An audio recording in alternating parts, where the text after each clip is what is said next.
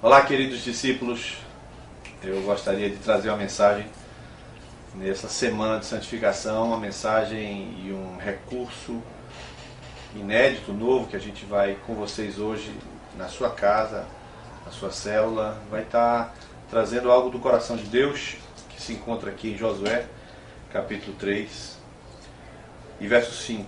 E disse Josué também ao povo: santificai-vos, porque amanhã o Senhor fará maravilhas no meio de vós.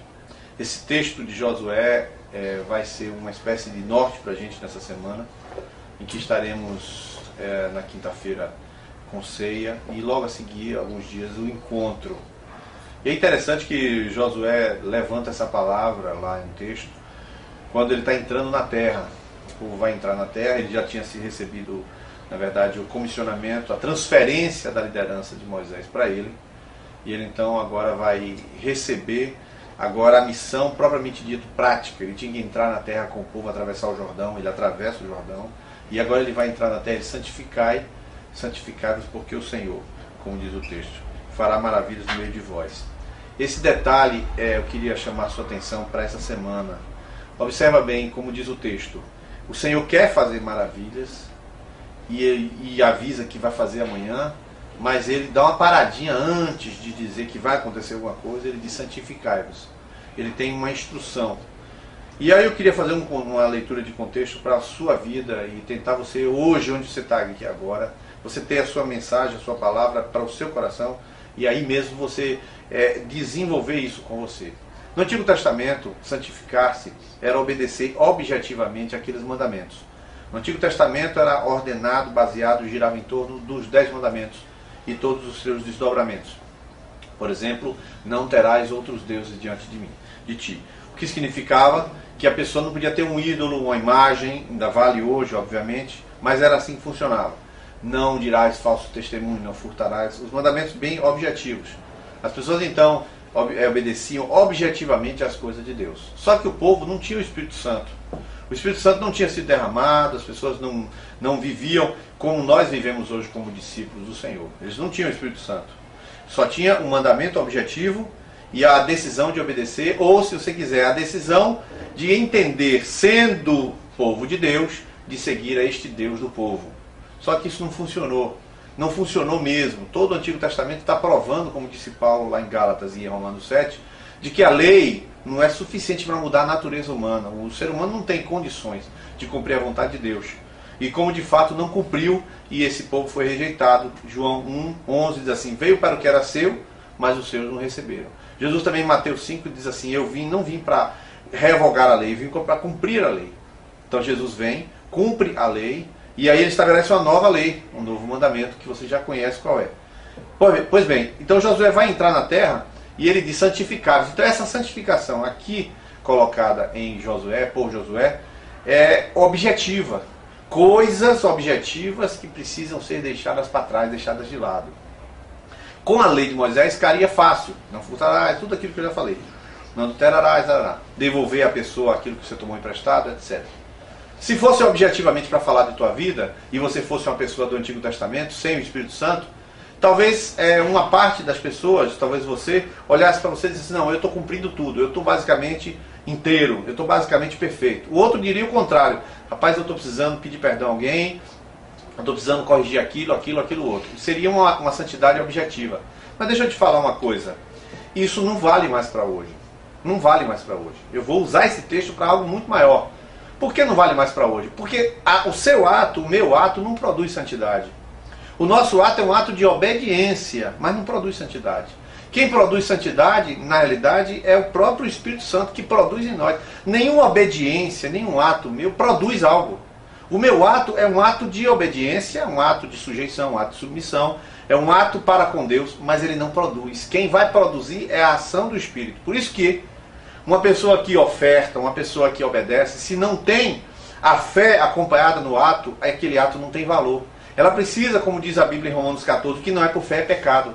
Ela precisa, na hora que faz, ela precisa crer, ela precisa se abrir, ela precisa dizer sim para uma ação individual interna de Deus. Então, hoje dizer para você que amanhã Deus quer fazer proezas, eu diria, parafraseando esse texto: Deus quer fazer algo grande nesse encontro. E ele está dizendo, amanhã eu farei esse algo grande. Amanhã eu farei algo grande com você, discípulo. Amanhã eu farei algo grande que vai transformar a cidade. Amanhã eu farei algo grande que transformará a sua família. E aí ele diz, santificai-vos. Santifica-te. Aí esta é a hora de você entender o que você deve fazer. Você deveria fazer o quê? Deveria então jogar fora todos os DVDs que você tem em casa? Você deveria então, quem sabe, pegar uma roupa e jogar fora, desfazer-se? Quem sabe você deveria... Como é que seria essa santificação? Então eu quero, em primeiro lugar, chamar para você, antes de dar essa resposta, de dizer, querido, Deus requer de você algo a mais. Se você ficar parado na sua posição, achando que deitado eternamente em berço esplêndido, essa será uma posição confortável demais para ter a presença de Deus, eu quero te dizer que amanhã Deus fará proezas, Deus tem interesse de fazer proezas, Deus tem interesse de fazer mais na sua vida, e não fará se você não tomar uma atitude. A atitude não será tão objetiva quanto pegar algo e destruir, quanto era no povo de Israel. Foi lá e tentou destruir os deuses estranhos, tirar alguma coisa fora de si, mas para você não será simples assim. Para você, em primeiro lugar, você terá que ver o seu coração. Porque se você deseja externamente enganar a Deus, internamente você não o fará. É impossível você ter uma atitude externa que agrade a Deus, se você não tiver uma atitude interna que agrade a Deus. Então a primeira coisa que eu quero dizer nessa semana, deseje que Deus faça algo grande na sua vida, algo grande na comunidade, algo grande na igreja, algo grande na célula, algo grande na sua família. Porque Deus quer fazer. Desejar fazer é dizer, sim Deus, eu aceito aquilo que tu me dirás. Aquilo que tu dirás para eu fazer, aquilo que tu dirás que eu devo disponibilizar-me para o Senhor fazer isso. E foi o que Josué fez. Vamos santificar porque vai acontecer algo grande amanhã. Então eu quero te convocar em primeiro lugar, abra o seu coração para Deus fazer algo na sua vida. Abra porque Deus quer fazer mais. O impedimento existe.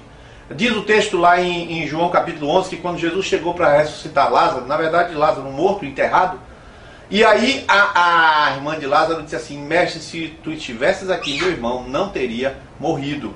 Não, ele não teria morrido se você estivesse aqui. Sim, mas não estava. Aí Jesus disse, não te hei dito que se creres verás a glória de Deus? Tirai a pedra. Naquele momento tirar a pedra significava um impedimento. E é interessante que ela replica, mas Senhor, mas não importa, alguma coisa tem que ser feita. E tem que ser feita com você, discípulo da videira. Você, meu discípulo, você que está sendo formado no discipulado, no caminho do discipulado. Como é que eu vou alcançar teu coração?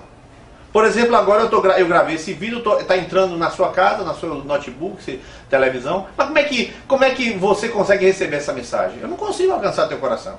Ou o Espírito Santo alcançou teu coração lá do encontro, lá do pré-encontro, lá do pós-encontro, nesses anos de caminhada, ele já tem o seu coração ao eu estar falando. E ao eu estar falando, o Espírito Santo traz de dentro de você a atitude certa para amanhã Deus fazer proezas. Mas entenda, Deus quer fazer, mas não pense que você vai ser um impedimento, só que você vai ficar fora da bênção. No Antigo Testamento era assim, que se você guardava um pecado, aquele pecado paralisava o povo todo, como foi o caso na guerra contra a cidade de Ai. Acã foi suficiente para impedir a vitória do povo de Israel. Mas eu quero te dizer que se você, hoje em dia funciona assim, se você ficar parado, você ficará parado. O povo de Deus marcha, a bênção de Deus vem sobre aqueles que tomam a atitude de obedecer, de renunciar, de pedir perdão, de abrir mão. Existem muitas coisas que você poderá abrir mão, mas em primeiro lugar, sem dizer o nome delas, é dizer lá por trás, por baixo delas, na raiz de cada uma delas.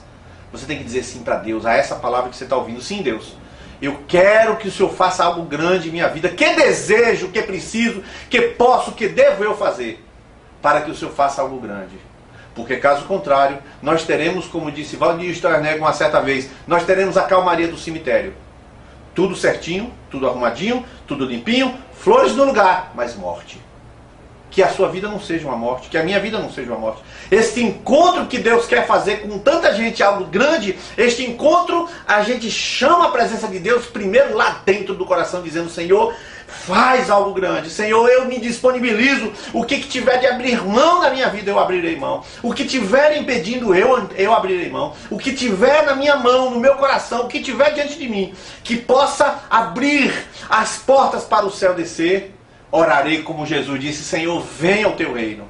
Então minha palavra é, mais do que você receber uma lei de regulamentos para você se santificar, minha palavra é, ouve agora a voz do Espírito Santo. Ouve agora o que Deus tem a lhe dizer. Ouve agora o que o Espírito Santo tira de dentro de você. Talvez seja inveja. Como é que eu vou falar de inveja? Como é que eu vou dizer de inveja? E eu tenho sido alvo de muita inveja. Eu sei identificar a inveja, mas como é que confessa a inveja? Às vezes é orgulho. Às vezes não é uma coisa que você tem na sua casa, mas é a atitude errada para com Deus, para com as coisas de Deus, para com o irmão, para com as coisas do irmão. Que Deus te abençoe e que esta semana comece assim. Não com coisas para você fazer, mas com um coração aberto para o sobrenatural de Deus, para as grandezas que Deus quer fazer no dia de amanhã. Deus te abençoe.